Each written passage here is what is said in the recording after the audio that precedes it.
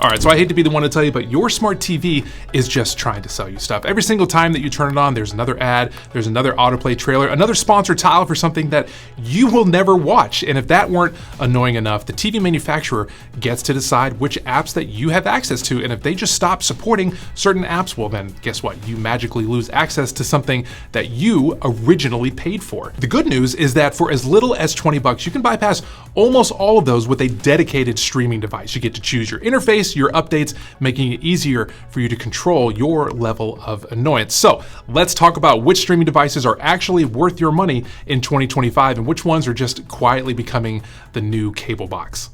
So I'm largely going to be categorizing these by price, but there are some nuance within each of these. So just because something is labeled as cheap or less expensive doesn't mean that you're getting a lesser experience than the more expensive one. So while price is an important factor in all of these decisions, try to focus on the experience that you'll get for that price as opposed to just thinking about the price itself.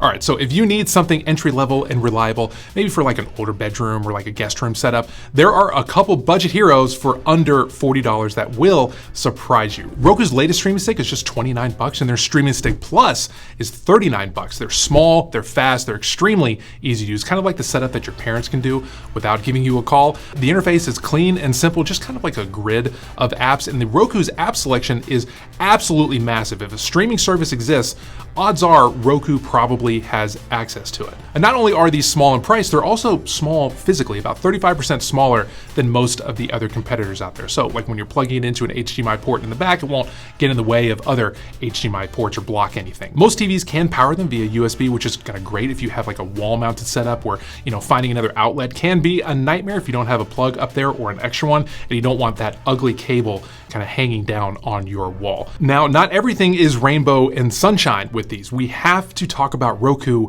and its ads. Earlier this year, they tested a full screen video ad service that popped up before the home screen even loaded. So like when you turn your TV on, you'd get immediately a trailer for something like, like Moana 2. People lost their minds. And I mean, I kind of get it, right? Like you buy something thinking that it does one thing, and then deep in those user agreements that absolutely nobody reads, it allows the company to completely alter the way that you interact with the product. So while technically they're allowed to do that, it just sucks. It's never a good look. So thankfully, Roku backed off of that. They called the whole thing like a test.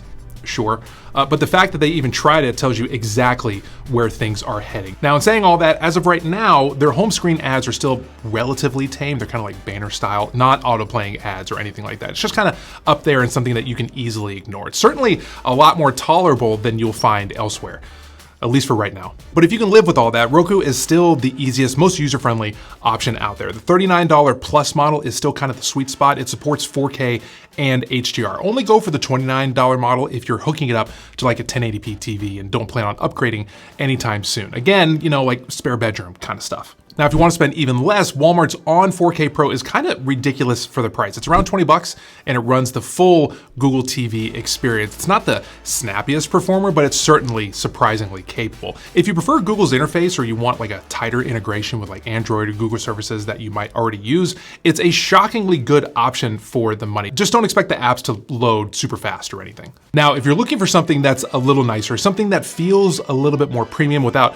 really getting into those triple-digit territories, then there are two options that stand out between that $50 and $75 price point. The Fire TV Stick 4K Max is 55 bucks, and it kind of makes the most sense if you're already kind of deep in that Amazon ecosystem, which reminds me, Alexa, set a reminder for 10 minutes to subscribe to The Viewing Angle.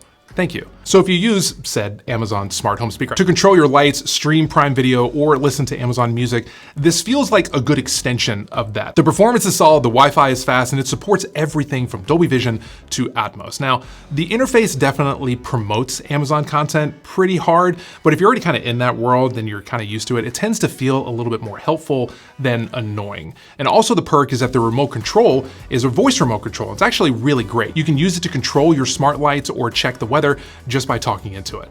Now, on the other side of that coin is the Chromecast with the Google TV, which you can still pick up for around 50-ish bucks secondhand, still available for around 50 bucks, and arguably the best deal in streaming in my opinion. Google has discontinued that one in favor of their new $100 device, so, no shocker there. But here's the secret that they don't want you to know. The interface is exactly identical. The performance is gonna be a little bit better on the $100 version, I guess technically, but I've never found the $50 version slow by any means. You're still getting 4K HDR, Dolby Vision, and Atmos support with Google's excellent content recommendations and voice search. And since it plugs directly into an HDMI port, it's super portable, ideal for like travel, moving between TVs, or you just kind of want something compact that works. I take one of these with me anytime that I go on a trip. I took one on a cruise, I took one to a hotel, and recently took one to my family's house across the country when I was visiting. It just kind of made watching whatever I want to watch a lot easier, whether it was through the streaming services or just streaming from my phone to the TV. But if you're really serious about streaming, like you really care about performance, you care about smart home control,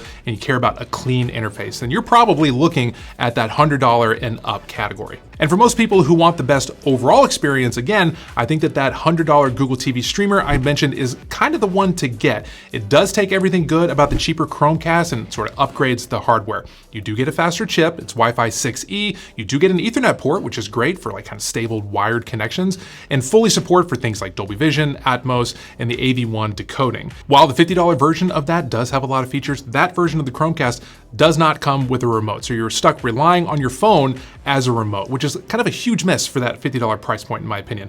The $100 Google TV streamer does come with a really good remote, as well as doubling as a smart home hub for things like Matter support. That means that it can control your lights, your thermostat, or cameras directly from your remote with built-in support for Google Home, Alexa, and SmartThings. So it's pretty good. The interface is still going to be the best in the game. It pulls content across Netflix, Disney+, Max, YouTube, and more, shows you exactly what you're watching, and picks up where you left off kind of no matter the app. It still has some light ads, but like the recommendations are a lot smarter, and it feels less like a storefront and more like a personal dashboard, if that makes sense. Now, if you prefer Roku's simpler interface and you want that top tier hardware, the Roku Ultra does exist at $100, and it is still a solid choice. It comes with Ethernet, Wi-Fi 6, Dolby Vision, and a remote that charges via USB-C, that's cool, and it lights up in the dark. Oh, and it has a remote finder button, which if you're like me with a toddler, you know how a hugely of an underrated feature that can be. It's the perfect kind of like set it and forget it streamer for people who want to future-proof, but really don't want all that extra fluff. Now, if you've got a more complex setup, maybe you've got like, I don't know, like a sound bar, an AV receiver, or like multiple input devices,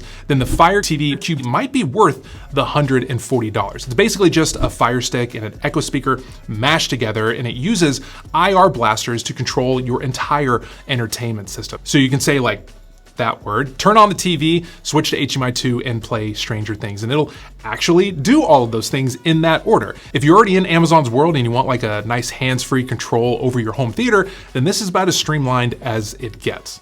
And of course, after all that, this finally brings us to the Apple TV 4K. It's $130, and yeah, it hasn't been updated since 2022, but if you're already in the Apple ecosystem, this thing is still the dream. It has 0 ads, no autoplay junk, just your apps and nothing else. The A15 chip inside makes it one of the fastest streamers available on the market, and Apple's integration is of course next level. AirPlay just works, iCloud photos are right there, Fitness Plus syncs with your Apple Watch if you wear one, and your iPhone can act as a full remote. It supports absolutely everything. Dolby Vision, Atmos, Arc, HomeKit, you name it. And the only catch is that if you're not using Apple devices, a lot of that sort of magic is kind of wasted. But if you are, it's easily the most premium feeling experience that's out there. And then sort of an additional added perk to the Apple TV is that if you own an iPhone as well, you can use like the color calibration on your TV. You basically just kind of like hold the phone up to the screen and it'll adjust your picture settings to get like the best picture for your set.